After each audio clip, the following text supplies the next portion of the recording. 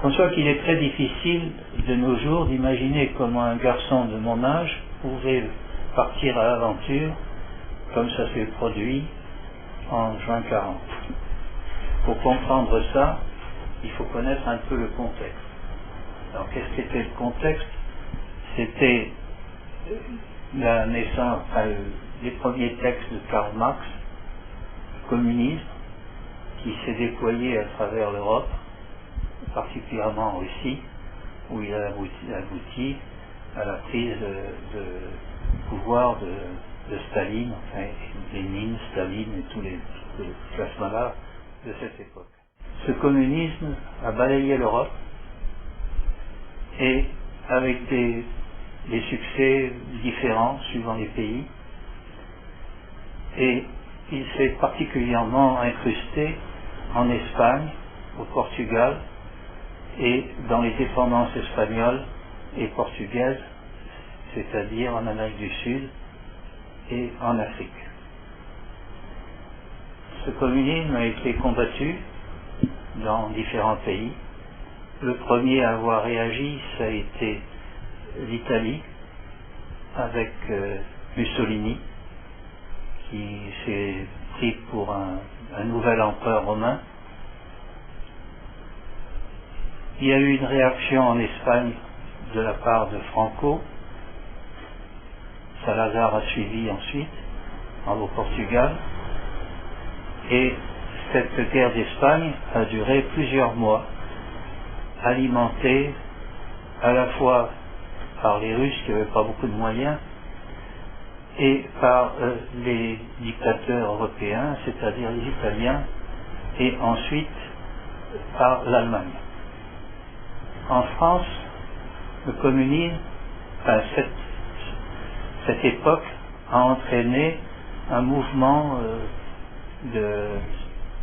chez les élus très important qui ont abouti à la semaine des 40 heures et à un certain nombre d'hésitations du genre que l'on trouve quand on a des gouvernements qui sont instables.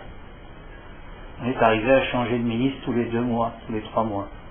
Pendant ce temps, Hitler, qui avait mal digéré la guerre de 1914, avait envie de reprendre, de redonner à l'Allemagne la place qui lui semblait devoir, qu'il voulait rétablir, et a commencé dès 1933 à armer son pays. Il l'a armé par les jeunesses hitlériennes, par un certain nombre de théoriciens, par la création des SS, par la création d'un certain nombre d'organismes qui ont abouti à ce qu'était l'Allemagne en 1939, au moment où la guerre a été déclarée. Cette guerre n'est pas née brutalement, on la sentait venir, et tout jeune que j'étais, je me rendais bien compte que ça n'allait pas du tout. Hitler a commencé par se lancer à l'assaut de la Tchécoslovaquie. L'Angleterre, qui jusque-là était restée en retrait, s'est un petit peu manifestée. Elle s'est rapprochée de la France, comme il l'avait fait en 1914. Les Américains, eux, sortaient de la crise de 1929. Ils avaient énormément de chômeurs. Ils avaient participé à la guerre de 14 sur la fin, c'est-à-dire en 17. Et on avait gardé un très mauvais souvenir. Les Américains ont de l'espace. Leur guerre se faisait à cheval. On les a mis dans des tranchées. Ils ont dû attaquer les Allemands à la baïonnette comme le faisaient les autres. Et ça leur avait pas du tout plu. Donc, ils sont restés un petit peu sur la réserve. Et Roosevelt n'a pu intervenir dans cette guerre qu'à partir du moment où l'Amérique s'est sentie attaquée, et ça a été le bombardement de Pearl Harbor qui leur a fait perdre 4 ou 5 000 hommes, une partie de la flotte américaine. Dans ce contexte, la France et l'Angleterre, voyant que Hitler ne s'arrêtait pas, il avait envahi déjà la Tchéquie et il se lançait à l'assaut de la Pologne. Les Français et les Anglais se sont réunis à plusieurs reprises et ont déclaré la guerre à Hitler, sans avoir d'ailleurs les moyens de faire la guerre, parce que les Anglais, pas plus que nous, étions en état d'affronter la technique guerrière que les Allemands avaient préparée depuis plusieurs années. Cette entente franco-anglaise, qui a duré plusieurs mois, avec des rencontres de ministres en Angleterre, en France, avait pour but d'essayer de faire une espèce de cohésion. Et il faut dire que la France n'était pas du tout préparée à la guerre et qu'elle avait d'autres chats à fouetter. Cette entente a été jusqu'à une proposition de Churchill qui a eu lieu vers le 14-15 juin peut-être, proposant de faire un gouvernement commun, de mélanger nos députés et de prendre des décisions à la totalité des députés français et anglais. Naturellement, cette proposition n'a pas abouti et nous sommes allés à la guerre en position, en ordre dispersé. Alors les Anglais ont agi dans le nord, en Belgique, et nous étions fiers de notre ligne Maginot qui devait arrêter les Allemands. En réalité, les Allemands savaient très bien qu'ils ne pouvaient pas traverser la ligne Maginot. Ils sont passés au nord, c'est-à-dire par le Luxembourg et par la Belgique. Et un beau jour, c'était au début de juin 1940, ils ont décidé qu'ils allaient occuper la France. Les premières rencontres ont donc eu lieu en Belgique et la supériorité allemande s'est fait sentir tout de suite. Le corps expéditionnaire anglais s'est replié sur Dunkerque. Le corps français a essayé de résister, mais n'a pas duré. Il y a eu beaucoup de morts. Je crois que cette guerre a coûté 100 000 morts quand même. Mais l'avancée des chars allemands était inexorable et même les quelques unités que nous avions blindées, dont De Gaulle faisait partie, puisqu'il était colonel à ce moment-là d'un des régiments de chars, nos chars ne faisaient pas le poids devant les chars allemands et ça s'est terminé par un fiasco. L'ensemble de toutes ces unités s'est retrouvé replié sur Dunkerque. Certaines unités françaises sont descendues jusqu'à aller s'abriter derrière la Loire et la route était ouverte pour les armées allemandes qui ont occupé la France en un mois. Alors, comment est-ce que dans ce contexte un garçon de mon âge pouvait réagir? J'avais donc au début de l'invasion allemande plutôt 15 ans que 16, puisque j'ai eu 16 ans en Angleterre. Et il y avait deux façons, ou de faire comme tout le monde, mettre la tête sous l'oreiller, ou leur dire il faut que je fasse quelque chose pour mon pays. Il se trouve qu'en Bretagne, dans un milieu marin, c'était plutôt faire face, qui était l'ambiance, quoique ça ne soit pas traduit par des effectifs énormes en Angleterre, mais enfin, c'était quand même mieux que rien. Donc, je suivais à travers les journaux, les titres de journaux, l'avance des Allemands, et je les voyais arriver. Un jour, c'était peut-être le 14 juin. 14 juin, j'ai dit à ma mère, moi je ne peux pas rester, il faut que je continue la guerre, je vais partir en Angleterre. Ma mère m'a dit, mais tu ne peux pas partir, ton père est à Dunkerque, son grand-père est à Vannes, je suis toute seule, ma mère était enceinte de mon dernier frère. Je lui ai dit non, je ne peux pas rester. Il me dit il faut qu'on prenne conseil. Alors à cette époque-là, il y avait deux autorités, il y avait le curé et il y avait le maire.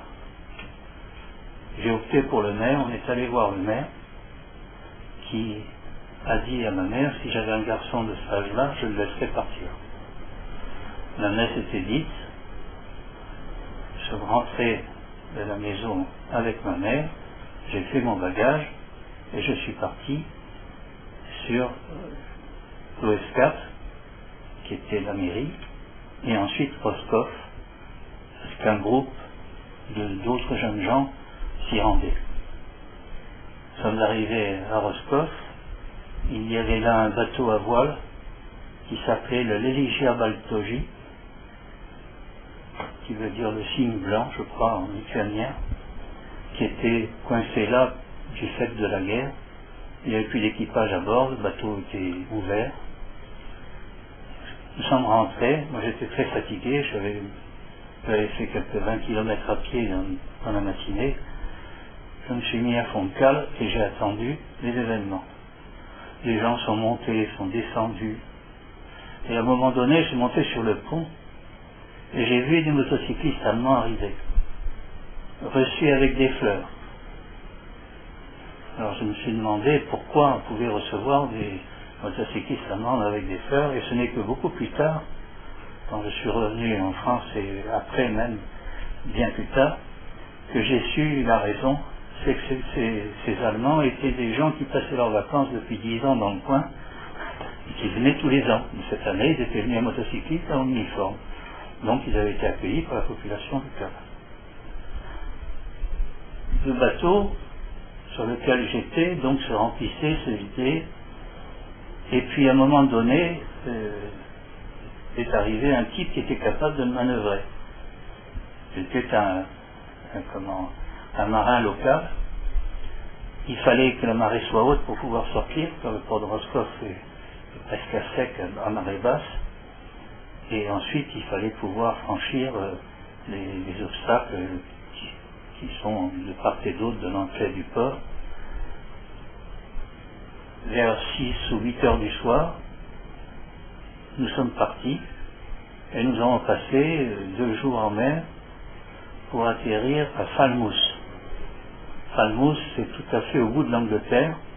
Alors je ne sais pas si le capitaine a fait exprès ou si simplement que les moyens de repérage à bord étaient insuffisants. Toujours est-il qu'on a failli louper l'Angleterre.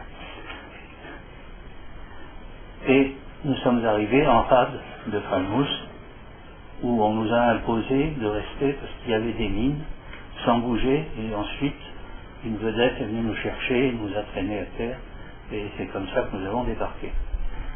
Nous n'étions pas les premiers à arriver à Falmouth, parce qu'il y avait des bateaux qui venaient de partout, et les Anglais avaient aménagé un grand hall qui mesurait, je sais pas, plusieurs dizaines, centaines de mètres, dans lequel il y avait des lits, il y avait des gens pour nous accueillir, pour nous nourrir, pour faire tout ce dont on avait besoin. La plupart avaient déjà plusieurs jours de navigation.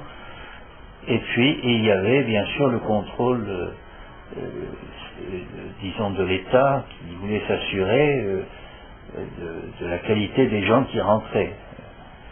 Et c'est comme ça que sur ma carte d'identité, il y a un tampon immigration Falmouth, telle date. Tous les gens qui passaient par ce centre ont subi le même sort.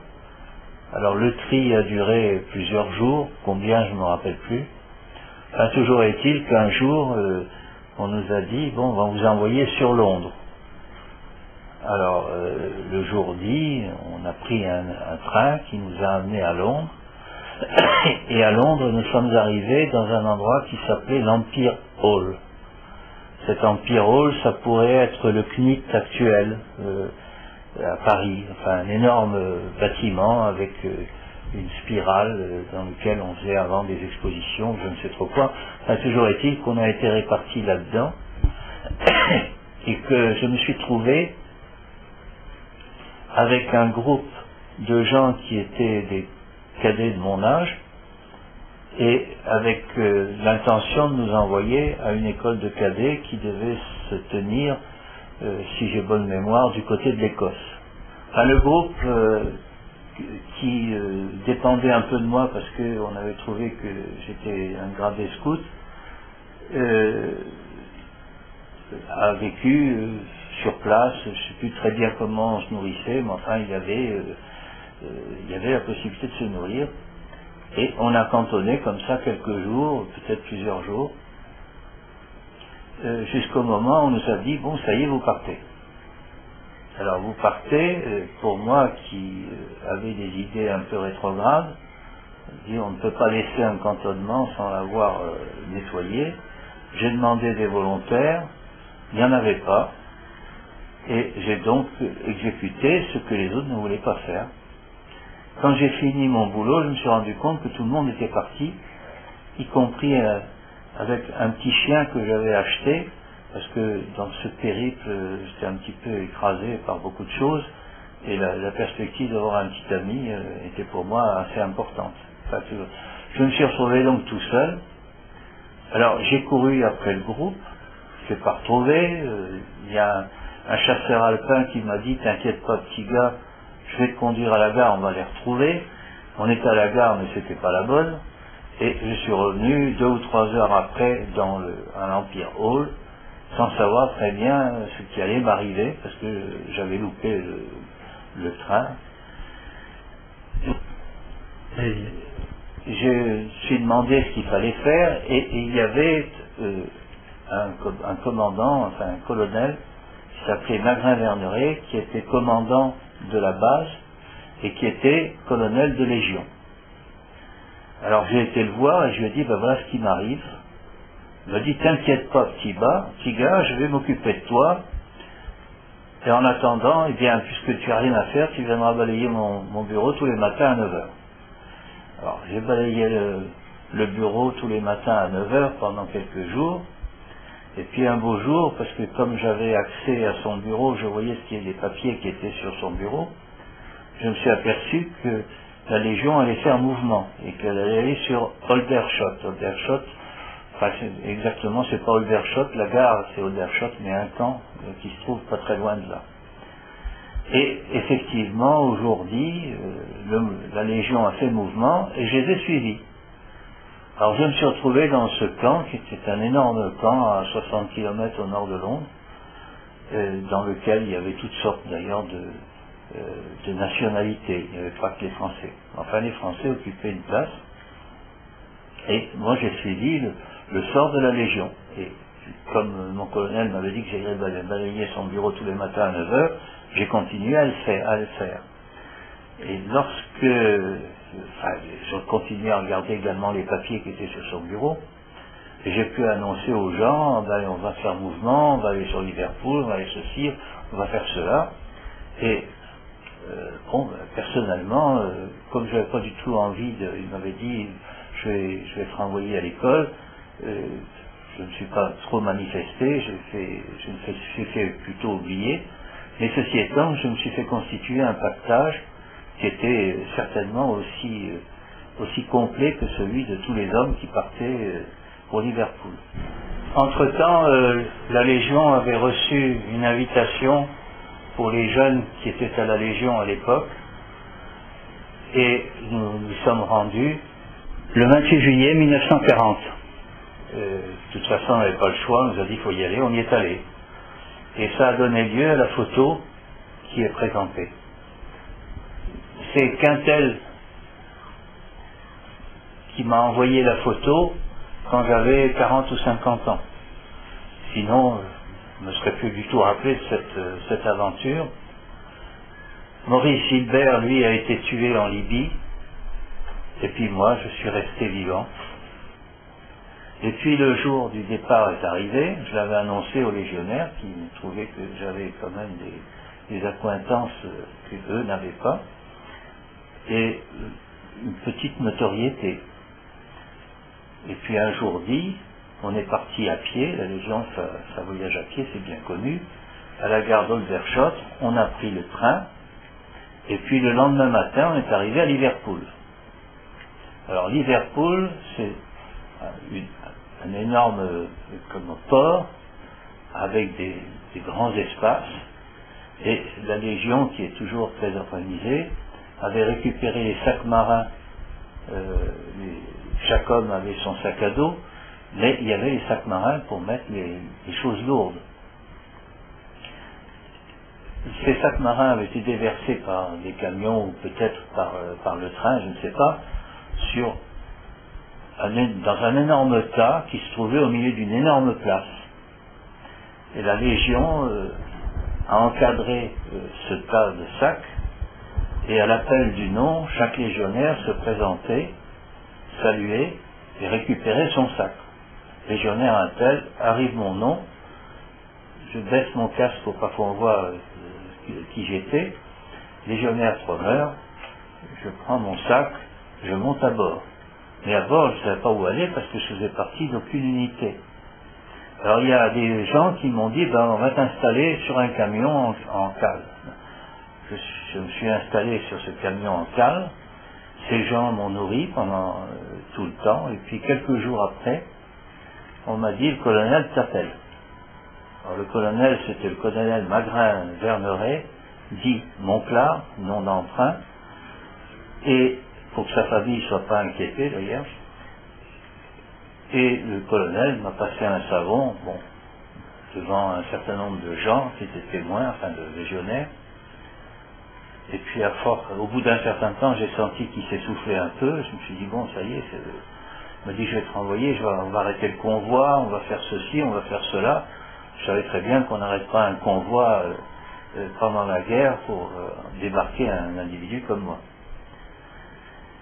Il m'a dit, qu'est-ce que tu veux faire? Alors je lui ai dit, je veux être motocycliste.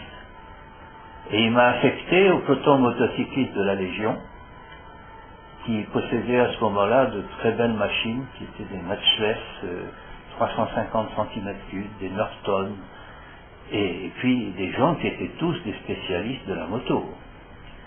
Donc je me suis trouvé dans ce peloton, et on m'a appris à monter à moto sur un pont de bateau. Alors notre objectif, c'était d'abord les côtes américaines, parce qu'il fallait échapper aux sous-marins allemands qui étaient déjà nombreux et virulents. On a longé les côtes américaines jusqu'à hauteur peut-être un peu plus haut que l'équateur. Notre objectif, c'était Dakar.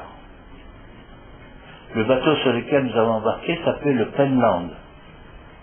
Alors il y avait deux bateaux, il y avait le Penland et le Westerland, qui étaient chargés de ce qu'on appelait à l'époque des Français libres, qui étaient constitués de la 13e demi-brigade de Légion étrangère, d'un régiment de chasseurs alpins et d'un régiment de chars légers.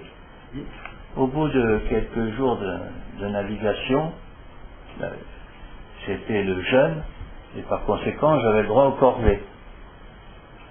Alors mon rôle consistait à aller chercher l'eau bouillante pour faire le thé. Et sur ces bateaux, qui étaient des bateaux hollandais, il y avait des linoléums cirés partout, et nous avions, nous, des chaussures françaises cloutées. Alors, des chaussures cloutées sur du linoléum ciré, ça va très bien tant que le bateau est stable, mais quand il y a des coups de roulis, on part dans le décor. C'est ce qui m'est arrivé, et j'ai été ébouillanté. Alors ébouillanté, ça veut dire que pendant le reste de la navigation, je me suis trouvé avec des pansements qui suintaient, et nous couchions dans des hamacs, ce qui n'est pas très commode d'accès, quoi. On est arrivé devant Dakar, et à Dakar, on a été mal accueillis, parce que les bateaux qui nous précédaient, qui étaient le commandant Duboc et le commandant Dominé, les chasseurs de sous-marins, ont été accueillis à coups de canon. Et ils sont venus, après avoir fait une entrée dans le port, en nous disant, ils ne veulent pas nous accueillir. Alors on est reparti. et le Penland et le Westerland se sont dirigés vers le sud, c'est-à-dire vers Freetown, parce que c'était le seul endroit où les grands bateaux pouvaient mouiller sans toucher le fond. Et on a fait une escale à Freetown. Il y avait 3 semaines peut-être qu'on était embarqués, et bon, les légionnaires avaient besoin de se détendre. Ils sont tellement détendus d'ailleurs que la ville s'en est rappelée. Enfin, toujours est-il que j'ai eu une petite aventure personnelle à ce moment-là, parce que les légionnaires sont des gens qui ont envie qu'on leur ressemble. Et bon, ça s'est terminé par ma perte de pucelage sur une petite négresse du coin. Et on est reparti pour aboutir à Douala.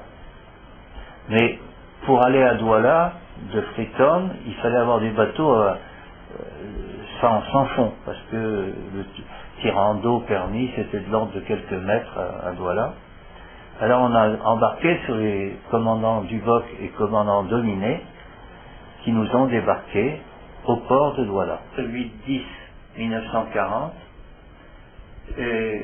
dans un pays qui nous a accueillis, parce que nous avions été précédés par Leclerc, et surtout par le ralliement du gouverneur du Tchad, qui s'appelait Eboué.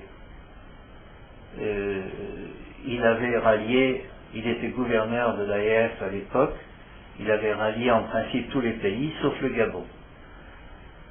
Alors le Cameroun faisait partie du lot des gens qui ralliaient, et Leclerc a fait l'intermédiaire entre les Anglais qui étaient en Nigeria et au Cameroun pour leur faire admettre finalement l'autorité de De Gaulle sur le Cameroun. Et Leclerc à ce moment-là était capitaine. Et comme son interlocuteur avait 5 gallons, il a mis 2 gallons de capitaine pour être au même niveau que son interlocuteur anglais. Enfin, ça s'est passé comme ça. Et débarqué à Douala, on nous a mis dans un chemin de fer qui nous a amené à Yaoundé, où nous avons été cantonnés en ce qui concerne la Légion dans la mission protestante qui avait une assez grande concession dans les environs de Yaoundé, où nous avons vécu pendant tout le temps que nous avons passé au Cameroun. Pendant cette période qui a duré donc jusqu'en décembre de l'année, il y a eu une incartade sur le Gabon qui n'avait pas accepté, à cause du résident de l'époque, cet envahissement par les FFL. Et finalement, ils se sont ralliés. Je ne sais pas ce qu'est devenu le commandant de la place, mais enfin, il a dû rentrer en France. Après ce ralliement un peu forcé, on en a parlé à propos de Jameau, qui était un médecin qui s'intéressait à la lèpre, et puis à propos d'un certain nombre de personnages de l'époque, qui avaient une certaine autorité sur place et qui n'avaient pas forcément accepté De Gaulle. Quelque temps après, c'est-à-dire en fin d'année, on a décidé que la Légion allait repartir. La Légion et les unités FFL qui étaient dans le secteur. Et on ne pouvait sortir de Douala que par des bateaux qui avaient des fonds compatibles avec l'arrivée du bateau. Il fallait donc rallier Freetown. Et c'est à ce moment-là, comme l'a raconté très bien mon camarade Jacques Join, nous avons embarqué sur 2 bateaux qui s'appelaient le Touareg et puis, je ne me rappelle plus l'autre. Et ce Touareg était un bateau qui était une espèce d'épave que les légionnaires avaient décidé de remettre en eau, enfin, capable de naviguer. Et nous sommes arrivés à Freetown au départ en marchant à 5 nœuds, Puis ensuite, au fur et à mesure qu'on mettait une nouvelle chaudière en route, on a atteint les 10 nœuds, avec des problèmes avec les Anglais qui trouvaient qu'on les emmerdait. Et, enfin, toujours est-il qu'on est arrivé à Freetown. Et à Freetown, nous avons débarqué à nouveau, mais l'ancien souvenir, le souvenir de la Légion, son passage précédent, nous avait interdit la descente à terre, alors donc on est passé d'un bateau dans l'autre sans descendre à terre. Et nous avons embarqué sur le SS Neuralia, qui se trouvait là à cause des démarches que Leclerc avait faites auprès des Anglais et qui avaient finalement pas accepté que nous partions. Alors le SS Neuralia partait de Freetown le 7 janvier 1941 en direction de l'Afrique du Sud, et notre objectif c'était le Soudan anglo-égyptien. On a embarqué et on se dirige vers l'Afrique du Sud pour une escale à Durban. Et Durban, c'est une ville qui se trouve presque sur l'océan Indien, avec une dominante indienne assez forte. Et dans le transfert qui s'est fait entre les Indiens et l'Afrique du Sud, il y avait notamment les pousse-pousse. Alors les pousse-pousse, il en existe un peu partout, mais ils n'ont pas tous la même dynamique ni la même qualité. Alors celle de Durban avait la particularité d'être montée sur pneus. Il faut dire que Durban était une ville assez moderne, avec des routes goudronnées, enfin, qui changeait un petit peu de l'Afrique qu'on avait fréquentée jusque-là. Et ces pousse-pousse avaient la particularité d'avoir des comment ça s'appelle, des bras de commande assez longs, ce qui permettait aux conducteurs de ces pousse-pousse de se déplacer en fonction de la vitesse pour donner l'impulsion de départ, et puis ensuite, au fur et à mesure que la vitesse augmentait, de poser qu'un pied de temps en temps, et ils arrivaient à atteindre des vitesses de l'ordre de 40-50 à l'heure avec ces pousse-pousse. Et alors les conducteurs de ces engins étaient des Zoulous, et qui aimaient beaucoup se décorer. Alors ils avaient des trucs aux jambes, des trucs sur les bras, des grelots, des plumes sur la tête. Enfin, c'était assez impressionnant, et surtout assez impressionnant parce que se déplaçant à 40 à l'heure sur les routes d'Urban, on n'était pas tous très fiers. Mais enfin, c'est la particularité. Alors on était allé là dans un restaurant français, parce que Durban est une ville qui a été a accueilli beaucoup de Français, et notamment des protestants qui sont partis au moment avec leur vigne d'ailleurs, au moment de la lutte en France, c'est-à-dire à l'époque d'Henri IV. Alors ce restaurant, c'était pour nous le premier repas vraiment français que l'on prenait depuis. Ça nous avait coûté les yeux de la tête, mais on s'en foutait parce qu'on venait de passer un mois en bateau, donc on avait de la solde. Donc on a dépensé notre argent comme on pouvait. Alors là-dessus, on est reparti le lendemain en direction de Port-Soudan, où nous sommes arrivés quelque temps après.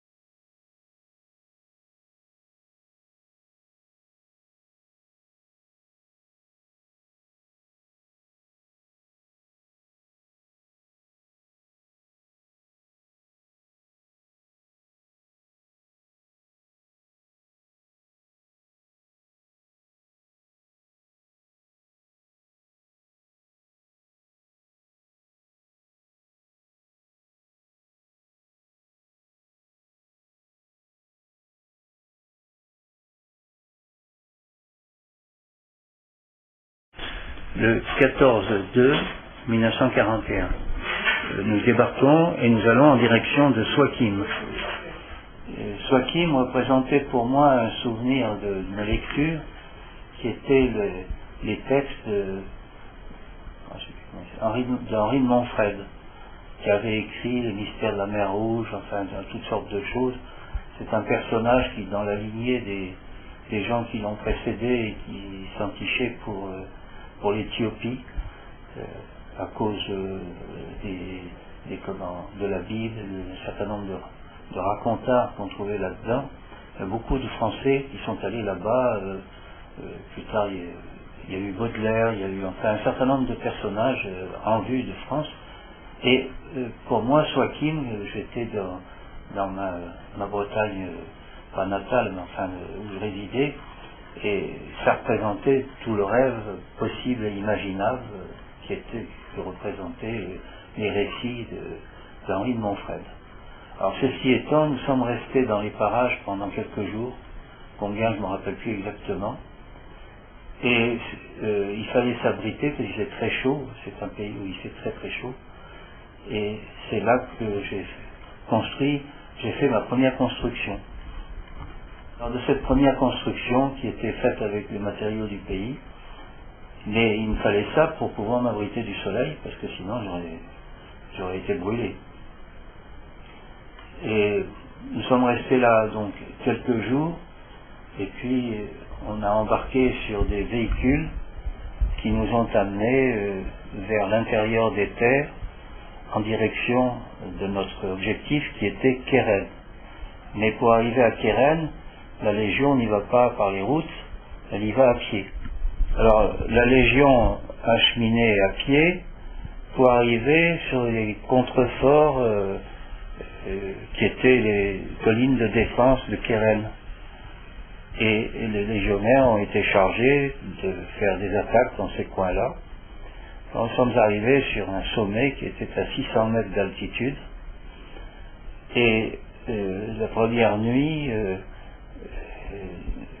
il faisait froid, je me suis calé dans un creux de rocher, et le lendemain, quand je me suis réveillé, j'ai vu la tête blafarde des gens qui m'entouraient. Je leur ai dit, mais qu'est-ce qui vous arrive?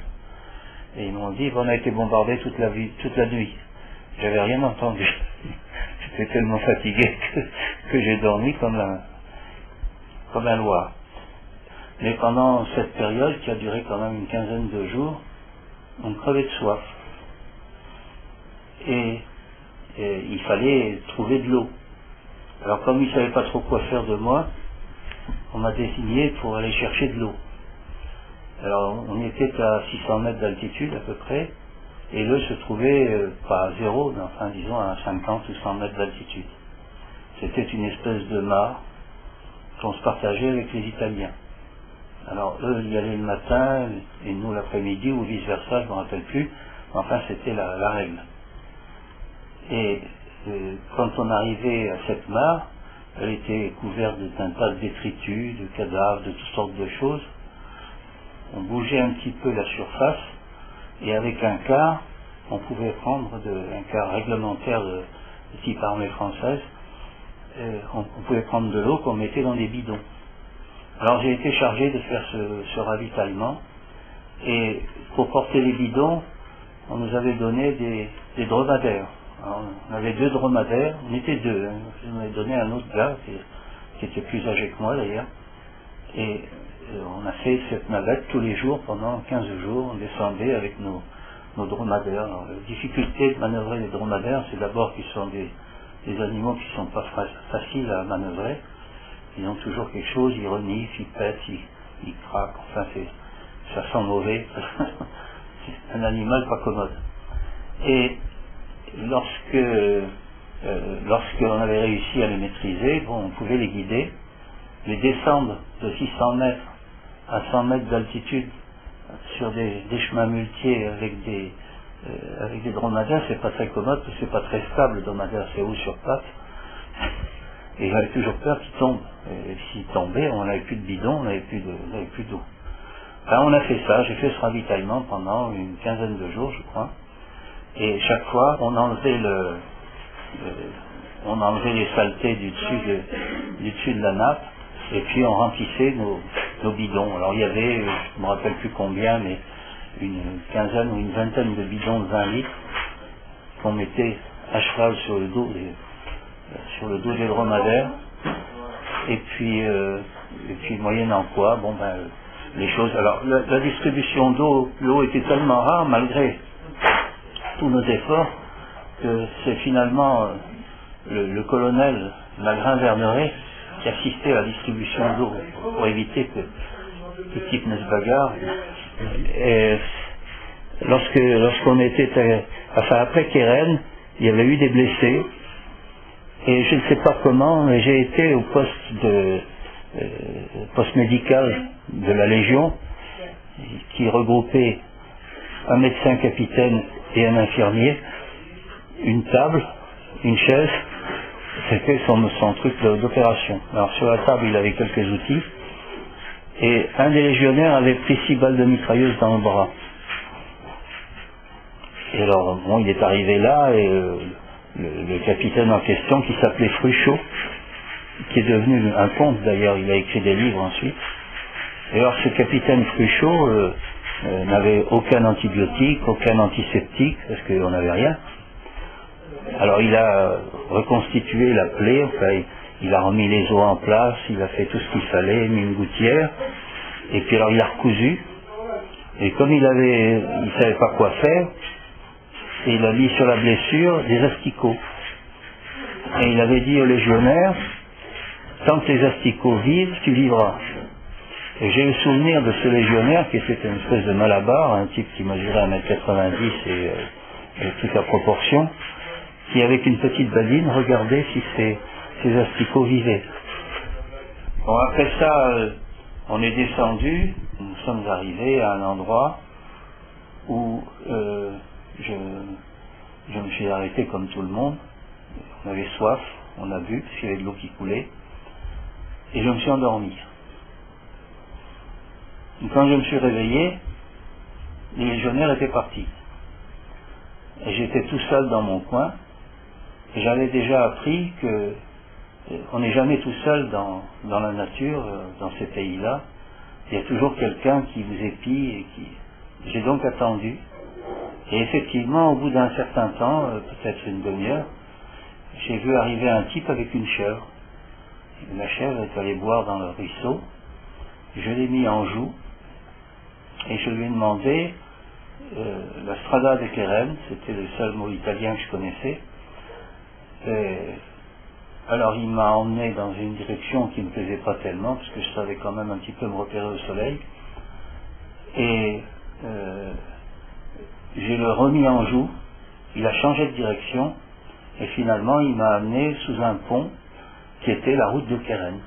Là,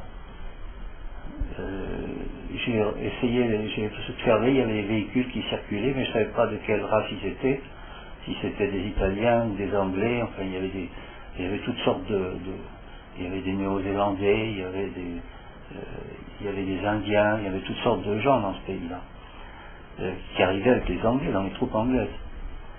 Alors, finalement, je me suis rassuré parce que j'avais vu à certains signes que c'était quand même des véhicules anglais. Alors je me suis montré, un véhicule s'est arrêté, et je lui ai demandé de m'emmener à Keren. Il m'a dit, on y va. Et on est arrivé à Keren. Arrivé à Keren, j'ai demandé où était mon unité de Légion, on m'a indiqué. Je suis arrivé au cantonnement de la Légion. Je me suis glissé dans le peloton qui était le peloton motocycliste. Personne ne m'a rien demandé, parce que je n'avais été absent que quelques heures, donc je n'étais pas déserteur. Une fois cette période terminée, la Légion s'est déplacée et nous sommes arrivés sur la route de Keren vers Massawa, et la Légion a pris Massawa, et qui s'est rendu d'ailleurs sans difficulté. Le colonel italien commandant le truc a cassé son épée sur ses genoux pour les remettre au colonel de Légion, et c'est comme ça que Massawa a été pris. Alors, à Massawa, après la prise de Massawa, Nous avions tout le confort possible parce qu'il y avait des casernes, il y avait des bâtiments. Alors, pour la première fois depuis des mois, on couchait dans des lits. On menait une vie de pacha. Mais on l'a sauté parce qu'on avait que des conserves. Alors on avait envie de viande fraîche. On est allé dans une espèce de grande cuisine, toujours avec des copains motocyclistes, on était 3, et il y en avait un qui avait un pistolet, il a essayé de tirer sur un chat, le balle ricochait, mais on n'a jamais réussi à toucher le chat. Alors, désespéré, on est sorti, et on est allé à la chasse aux singes. Alors, sur le haut de Massawa, il y avait des collines, et dans les collines, il y avait des cynocéphales. Et les cynocéphales, ça vit en groupe, assez compact, une trentaine, quarantaine d'individus. Et un des légionnaires avec qui j'étais a tiré, a tué un de ces singes. Alors, on a voulu aller chercher la prise. Mais c'est que les singes n'avaient pas du tout envie de laisser leur mort. Alors il y a un des légionnaires qui a eu l'idée de saugrenue de lancer un caillou. On a pris une dégelée de cailloux. Les singes imitent bien l'homme. Et on s'est tiré comme des lapins. Si bien qu'on n'a pas mangé de singe. Voilà, c'est l'histoire de cette période. Alors parallèlement, on avait eu accès au magasin italien et entre autres à un magasin qui contenait des chaussures pour parachutistes. Alors nous qui étions des motocyclistes, ça nous intéressait beaucoup. Et on s'est emparé chacun d'une paire de chaussures à lacets, enfin de très très belle fabrication. Et on a continué la campagne avec ces trucs-là, on est très fiers de nos chaussures. Alors nous embarquons sur le Paul Doumer le 3 mai 1941 en direction du nord, c'est-à-dire du canal de Suez. L'entrée du canal de Suez, nous sommes reçus par la fanfare d'Ismaïlia.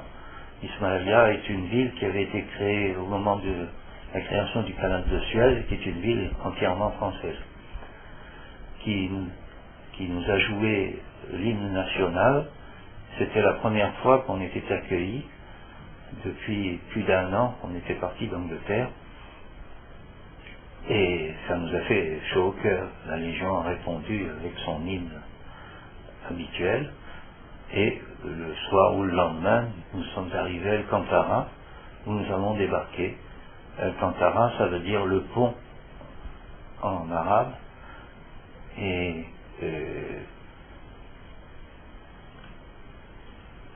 c'est, je crois, le seul pont sur le canal de Suez qui permet de traverser.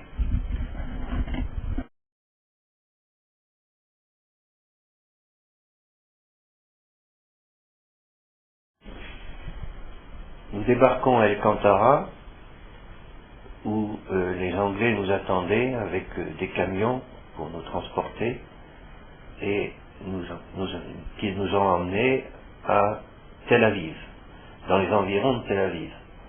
Alors c'était un camp de toile qui avait la particularité d'être creusé dans le sol à hauteur de 2 mètres à peu près, ce qui maintenait une certaine climatisation. Et par-dessus ce creux, il y avait des tentes qui faisaient 10 mètres par 10 mètres ou peut-être un peu plus grand, et avec une évacuation par le toit. Alors ces tentes ne descendaient pas jusqu'au sol, elles étaient à 20-30 cm du sol, ce qui permettait une circulation d'air. Et quand on arrosait le fond de ce trou, eh bien, on avait une impression de fraîcheur et une impression de climatisation, qui était fort agréable parce que c'est un pays où il fait chaud. Alors nous sommes restés là un certain temps, ce qui nous a permis de vadrouiller et d'aller visiter un peu le pays. Il y avait la mer Morte, on s'est baigné dans la mer Morte, on a fait ce que font tous les gens. Et puis là-dessus, je suis tombé malade. Ça n'a rien d'étonnant parce que la guerre d'Érythrée avait été difficile. Et j'ai été hospitalisé à Jérusalem. J'ai été soigné pour paludisme, alors que j'avais fait une pleurésie, enfin c'est un détail. Et puis au bout d'un certain temps, on m'a mis dehors, on m'a renvoyé dans mon unité. Mais entre-temps, la Légion avait commencé l'occupation de la Syrie, accompagnant d'ailleurs les Anglais pour le faire, où les légionnaires se sont trouvés confrontés avec la Légion étrangère de Syrie et d'autres unités françaises qui se sont tirées copieusement dessus. Il y a eu beaucoup de morts, de blessés. Enfin, cette conquête s'est pas faite comme ça. Ça n'a pas duré très longtemps. D'après, moi j'y étais pas. Mais d'après ce qu'on m'a dit, ça n'a pas duré très longtemps, mais ça a été vif. À la suite de quoi le gouverneur de Syrie a déclaré forfait et certaines unités sont passées du côté français-anglais, du côté FSL. D'autres unités ont demandé à repartir et ont été embarquées pour retourner en Afrique du Nord ou en Tunisie, ou enfin dans des endroits qui n'avaient pas encore été occupés par les Anglais. Bon, au sortir de mon hospitalisation de Jérusalem, j'ai rejoint mon unité de Légion qui était cantonnée dans la banlieue de Damas, et j'ai été envoyé faire un cours d'aspirant dont je suis sorti 2 ou 3 mois après, nommé brigadier chef. En octobre ou novembre 41, pendant ce cours d'aspirant, on m'avait dit qu'il fallait monter à cheval. Alors, je n'avais jamais vu un cheval de ma vie, sauf les chevaux de labour en Bretagne, et je ne savais pas du tout ce que c'était que d'être cavalier. Alors ceci étant, toutes les semaines, il y avait une reprise, on disposait chacun d'un cheval, on se mettait les uns derrière les autres, et on descendait de la caserne à Miguier, qui était à 200 mètres, 300 mètres d'altitude, sur un hippodrome qui était au rez-de-chaussée. On tournait en rond pendant quelque temps et on remontait à la caserne. Un certain jour, je suis arrivé après les autres, et comme tous étaient des cavaliers comme moi, c'est-à-dire qui cherchaient les plus petits chevaux, il ne restait que le dernier, qui était un grand cheval, un anglo-normand, magnifique, un très beau cheval. Alors, il savait bien que je suive la reprise, je suis monté sur ce cheval. On est descendu tranquillement, on a commencé la reprise, et puis à un moment donné, mon cheval, j'ai vu les oreilles de mon cheval qui se dressaient, enfin qui bougeaient, et il a commencé à gesticuler. Alors j'ai essayé de le maîtriser, on m'avait appris comment il fallait faire, mais j'ai aucun pouvoir, et tout d'un coup, mon cheval est parti au grand galop. Il est monté ces 200 ou 300 mètres pour arriver à la caverne. Il est allé tout droit à son écurie. J'ai eu le temps de baisser la tête pour éviter la poutre. Il s'est arrêté, il s'est mis à manger. Ce groupement, un régiment de spahis marocains, avait été composé de reconnaissance, de cavaliers. C'était tout à fait dans mes cordes, puisqu'à la Légion, j'étais motocycliste. Donc, je n'ai pas changé tellement d'orientation.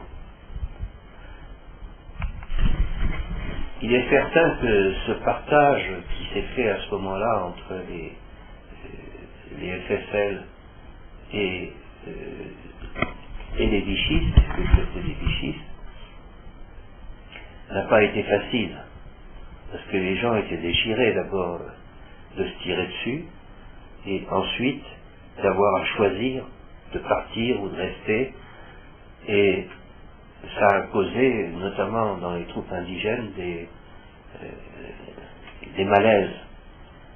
Et l'un d'eux, je l'ai vécu parce que ça s'est passé dans mon régiment de Spahi. Il y avait une unité de Soudanais, une section ou quelque chose du genre, qui s'est rébellée contre son chef, et une rébellion qui a été durement réprimée parce que je crois qu'il y a eu 1 ou 2 fusillés. Enfin, c'était pas anodin. Et puis les choses se sont calmées. Elles se sont calmées d'une façon difficile. Je sais que pour ma part, quand cette rébellion a eu lieu, nous étions à Damas dans une caserne qui s'appelle Amidier, qui est une caserne qui domine la ville. C'est un très très beau site d'ailleurs. Et je me suis sauvé en prenant une chenillette. On avait des chenillettes à ce moment-là, qui étaient des trucs anglais qu'on nous avait donnés. Et la fuite a été tellement rapide que en évitant un tramway, j'ai donné un coup de queue. Et la ville continuait à vivre normalement, quand ils ne se rendaient pas compte de ce qui se passait. Donc cette période a été quand même assez difficile, parce que les gens se mettaient en place, regrettaient, avaient envie, n'avaient pas envie, malaise. Il faut dire que la Syrie avait prêté ses aérodromes à l'Allemagne, car l'Allemagne poursuivait sa guerre contre la Russie, et la Syrie représentait pour eux des bases possibles. Les avions n'avaient pas un très grand rayon d'action, mais c'était une base. De novembre à mai, on a fait ce que font tous les militaires, c'est-à-dire des exercices, on a appris à se servir de certains matériels. On parlait de chenillettes, on avait des chenillettes, ensuite on a eu des camions, on a eu... j'ai fait passer des tas de permis à des tas de gens, et puis j'avais une moto, ce qui m'a permis de faire des évasions, alors j'ai été visiter tout ce qu'on pouvait visiter dans une journée ou dans 2-3 jours quand c'était un week-end. Et puis l'ordre de départ est arrivé. C'était autour de début mai 1942, et cet ordre de mission nous envoyait en Égypte, où nous devions toucher un matériel qui était des automitrailleuses Marmont Harrington.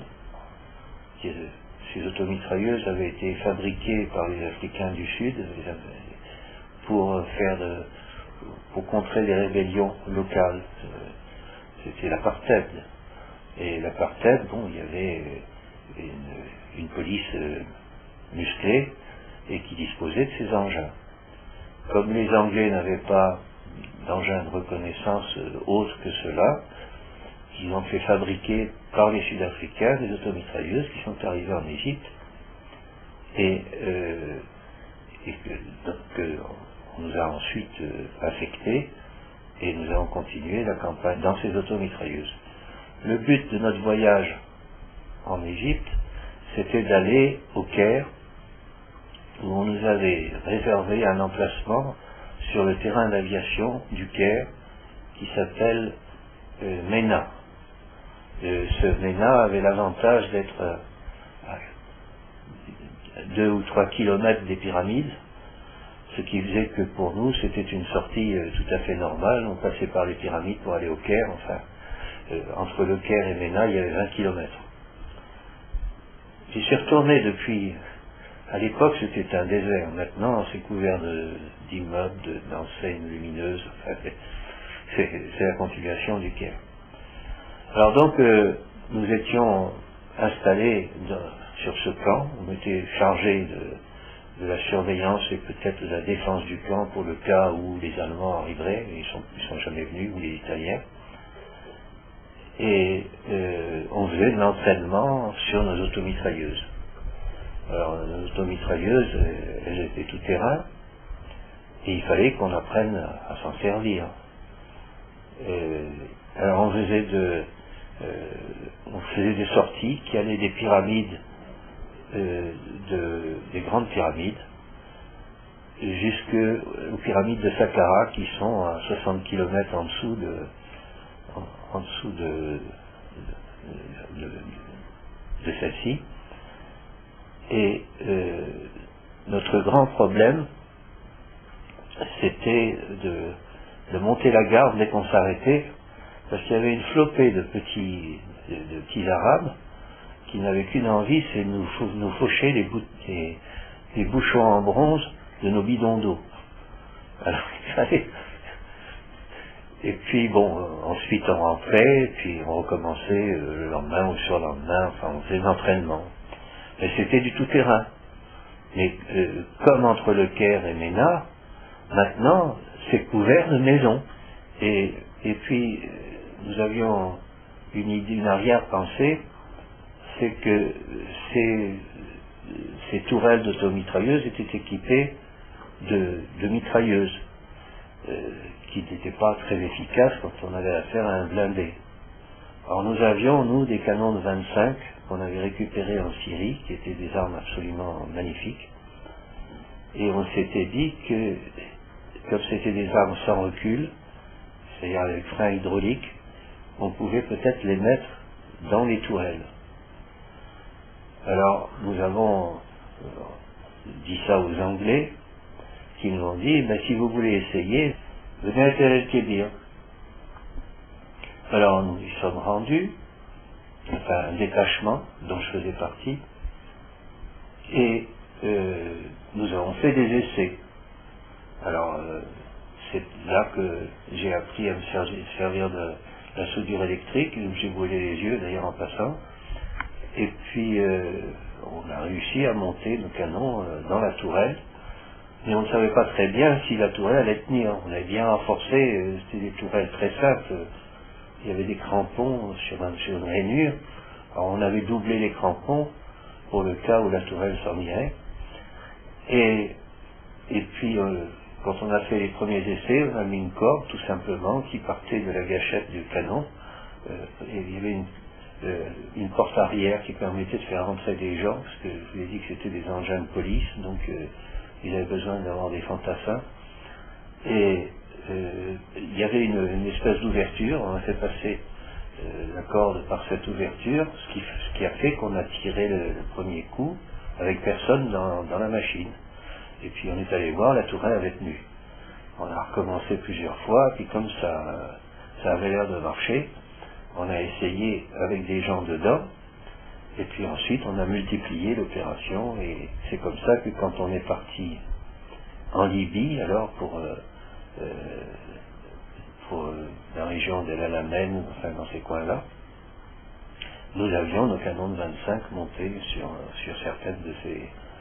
Ce qui nous donnait une efficacité, car c'était des canons d'une précision absolue. Il y avait des lunettes extraordinaires avec des possibilités de viser, mais une précision de l'ordre de 10 cm. Hein. C'était un gros avantage vis-à-vis des Italiens ou des Allemands qui n'avaient peut-être pas encore ce genre de truc. Outre le canon de 25, nous avions besoin d'un moyen de nous situer, de nous diriger. Et les Sud-Africains avaient inventé un système qui s'appelait le compas solaire. C'est une espèce de plateforme que l'on fixait sur la tourelle, avec des panneaux qui coulissaient les uns par rapport aux autres, et un axe vertical qui permettait de prendre l'ombre du soleil. Et c'était assez compliqué parce qu'il fallait, suivant l'époque, la date, ranger les plateaux de telle manière que l'ombre apparaisse à l'endroit où il fallait.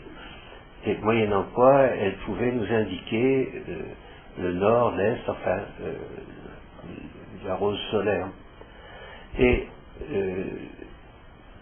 ça a l'air d'être anodin, ce genre de truc, mais pour nous c'était primordial, parce que dans les déserts de ce coin-là, toutes les boussoles s'affolaient. Alors, est-ce que le sol était ferrugineux, magnétique, je ne sais pas, enfin toujours est-il que ça n'était pas fiable. Il fallait trouver un autre système. Et les Sud-Africains avaient trouvé ce système.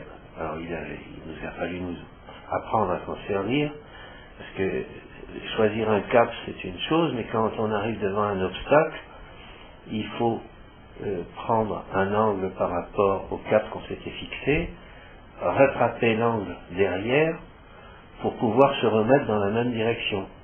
C'était pas si simple que ça en allait. Le désert n'est pas plat. Il y a beaucoup d'aspérité. Il y a des endroits où on ne peut pas passer par-dessus, donc il faut passer autour. Alors c'était pour nous un grand problème, et il nous a fallu du temps pour arriver à jongler avec ça.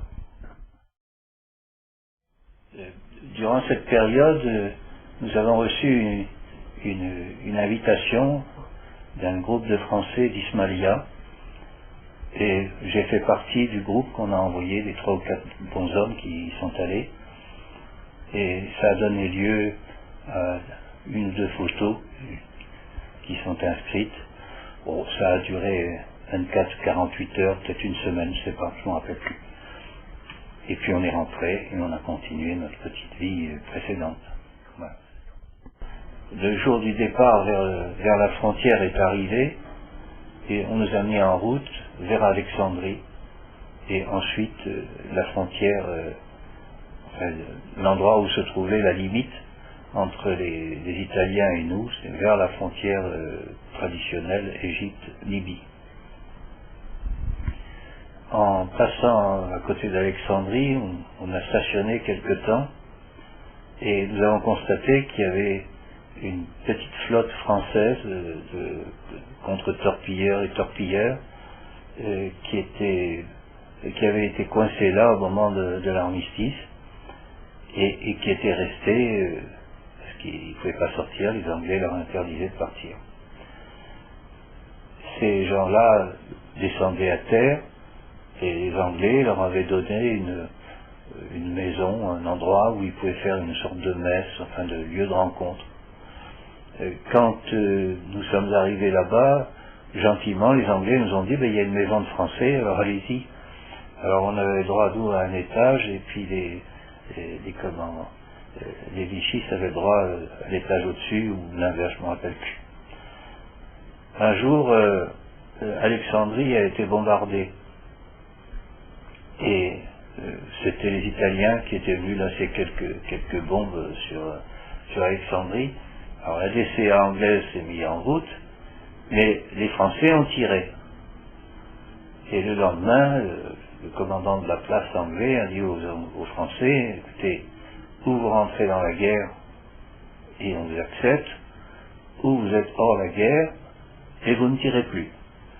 Alors pour éviter que vous tiriez, vous nous donnerez vos culasses, ce que les Français ont fait. Et nous, on a continué ensuite notre périple vers la Libye. J'ai passé à ce moment-là une visite médicale, je ne sais plus pourquoi, quand j'étais fatigué. Et on s'est aperçu que j'avais à nouveau une atteinte au poumon. Mon capitaine, qui était un vétérinaire, m'a dit, je ne veux plus vous voir, vous allez partir en convalescence. Et j'avais une convalescence de 6 mois. Et dans ces pays-là, le seul endroit où on pouvait trouver une altitude et un climat compatible avec ce qu'il me fallait, c'était le Liban. Alors on m'a envoyé à Beyrouth, où j'ai vécu à la caserne de Beyrouth pendant près d'1 mois, en attendant qu'il y ait une place disponible dans le sanatorium qui se trouvait au-dessus, dans les montagnes du Liban. Et puis, il n'y avait pas de place, et on a voulu me faire monter la garde. Alors, je leur ai dit que je n'étais pas venu pour ça, et que je voulais repartir. Entre-temps, j'avais rencontré un planteur du Cameroun, qui était un planteur de café, qui avait une plantation de café, mais qui avait attrapé la maladie du sommeil, je crois, et qui était en train d'être réformé à cause de ça. Et je racontais mon histoire avec mes démêlés avec le sanatorium. Il m'a dit, si tu sais pas où aller, tu vas qu'à venir chez moi. Moi j'habite le Mont Cameroun. Alors je suis retourné à mon unité, et mon capitaine m'a refoutu dehors en me disant, 6 mois de convalescence, je ne peux pas vous voir avant. Alors je ne savais pas quoi faire. J'ai été au Caire, au bureau des FFL, et je leur ai dit, voilà, on n'a pas voulu de moi au Liban. Alors je voudrais aller passer ma convalescence sur le mont Cameroun. Mais les gens n'ont pas tiqué. Dire que le mont Cameroun, c'est un mont qui fait 4000 mètres quand même de haut, c'est pas un petit sommet. Je n'aurais pas dit que c'était un planteur du Cameroun français et pas du Cameroun anglais. Et on m'a donné un ordre de mission pour aller sur le mont Cameroun. Alors cet ordre de mission s'est traduit par des réservations et de fil en aiguille. Je me suis retrouvé sur le Nil. Alors j'ai pris le train du Caire jusqu'à Abu Simbel à l'époque. J'ai visité Abu Simbel avant qu'on le transfère. Ensuite on prenait un bateau pour traverser le lac. Et puis de l'autre côté il y avait à nouveau un train qui nous amenait jusqu'à Khartoum. Et le port d'embarquement pour le Nil, c'était quelques kilomètres au sud, dans un endroit qui s'appelle Kosti. Alors j'ai repris le train et je suis arrivé à Kosti. Je suis monté sur un bateau à roues type Mississippi. Et l'autre blanc, c'était le capitaine du bord. Il avait quelques années de plus que moi, 26 ans, 27 ans peut-être. Et j'ai passé avec lui 17 jours sur ce bateau. Alors on a remonté le Nil. Et le Nil, à l'époque, c'était des crocodiles partout. C'était des éleveurs, des types qui vivaient tout nus en osmose avec leurs animaux, avec la nature, qui se nourrissaient, comme le font encore certaines tribus de ces coins-là, avec du sang de leurs bêtes et le lait de leurs vaches. Ça donnait des gens magnifiques. Alors, il y avait plusieurs races, mais toutes aussi belles de structure, des gars qui mesuraient presque 2 mètres, enfin, avec des gestes majestueux. C'était assez impressionnant. Et alors j'ai passé donc 17 jours à regarder les bords du Nil, particulièrement à au coucher du soleil. Alors il y a tous les animaux qui viennent boire. Le Nil défilé. 17 jours, c'est long et c'est pas long. Il y avait tellement de choses à voir, tellement de choses à apprendre. J'avais l'impression d'être dans un zoo permanent. Et alors, le lever de soleil, les couchers de soleil, c'est une promenade comme je n'en ai jamais plus fait depuis, mais extraordinaire. Et alors le commandant de ce navire, je lui ai demandé pourquoi il faisait ça. Et il m'a dit parce que j'aime bien. Et son rêve, c'était de faire la même chose sur le Yangtze River, c'est-à-dire la rivière de Chine qui débouche sur comment ça s'appelle, Shanghai. Alors je lui ai demandé pourquoi. Il m'a dit parce qu'il est plus grand que le Nil. Voilà le genre de personnage qu'on rencontre dans ces pays-là. Alors de temps en temps, il y avait des messages de tam-tam qui nous annonçaient qu'il y avait un blessé qui arrivait. Alors, je ne sais pas comment le capitaine répondait, mais enfin toujours est-il qu'il fixait un endroit, et alors le bateau, qui était en réalité un pousseur de chaland, s'arrangeait pour accoster. Alors il y avait les gens embarqués. Alors, la plupart du temps, c'était des blessés, ils avaient rencontré un rhinocéros, ils avaient ceci, il y avait une jambe qui ballottait, et ils étaient portés entre 2 bâtons. Un bâton passait sous les genoux, et un bâton passait sous les aisselles. Et puis il y avait 2 types qui trottinaient, quelquefois de 30 km pour amener le gars. Alors on le mettait sur une des barges, et puis le bateau s'arrêtait à l'hôpital suivant, c'est-à-dire qu'il faut 1 jour, 2 jours après. Alors pour se protéger, les gens qui étaient montés à bord avaient des feuilles de palmier, des feuilles de papaye. La papaye a la propriété d'empêcher les chairs de putréfier. Et alors les feuilles de palmier, c'était pour faire de l'ombre ou empêcher les moustiques ou les mouches, parce que ce sont des prédateurs, ils sont très attirés par tout ce qui sent. Et donc le gars passait comme ça 1 ou 2 jours sur la barge, et ensuite on le transportait à l'hôpital, et il y en a qui survivaient. Alors on a continué comme ça jusqu'à un endroit qui s'appelle Juba, et où j'ai débarqué. Alors Juba, qui est le terminus des voies navigables du Nil, permet d'accéder au Congo belge, ce que j'ai fait. À l'époque, le Congo belge était un territoire beaucoup plus développé que celui d'Afrique française, parce que les Belges avaient accès aux engins de terrassement américains, ce que les Français n'avaient pas, parce qu'on ne savait pas en faire et puis on ne s'intéressait pas. Alors ils avaient des moteurs gradeurs, entre autres, ils avaient des bulldozers, ils avaient beaucoup de choses, et ce qui leur a permis de faire des routes magnifiques. Et j'ai traversé le Congo belge sur ces routes, émerveillé, parce que même en Égypte, il n'y avait pas ce luxe que représentaient les routes, avec des cases de passage tous les X kilomètres, enfin, c'était somptueux comme voyage. Alors leurs camions étaient des camions à cabine multiples, enfin multiplaces. Il y avait, je pense, 6 places dans la cabine avant. Et à l'arrière de ces camions, il y avait une espèce de niche dans laquelle le personnel mettait le matériel qui permettait de monter le campement, c'est-à-dire les lits pliants, de quoi faire la cuisine, enfin. Et quand on arrivait à ces escales, on était à l'hôtel, on n'avait qu'à débarquer, et puis le personnel avait disposé ce qu'il fallait pour qu'on soit à l'aise et qu'on soit servi à table, enfin c'était très confortable. Alors j'ai traversé le Congo belge comme ça pendant plusieurs jours, pour arriver à un endroit qui s'appelle Bangassou, en Ubangui-Chari. En Ubangui-Chari, on traverse, et là on se trouve en zone française.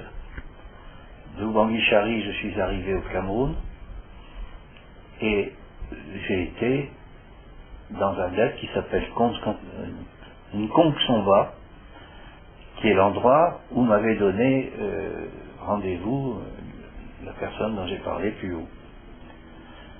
J'ai été très bien reçu chez lui. Il avait une très grande case, il avait des plantations de café, et bon, malgré sa maladie, il continuait à gérer la chose. Il m'a amené à la chasse, au sanglier.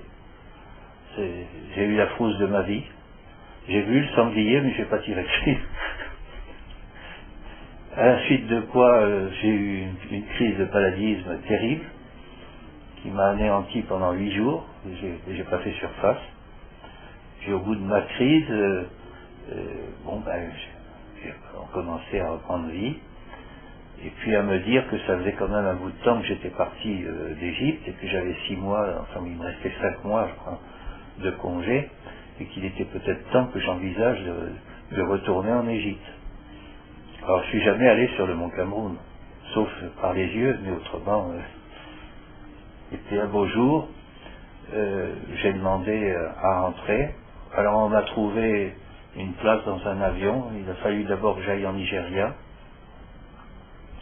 et j'ai pris, je crois, l'avion à Lagos. Alors j'ai été à Accra, Kano, El Fasher. El Fasher, c'est en plein désert, c'est au nord du Tchad.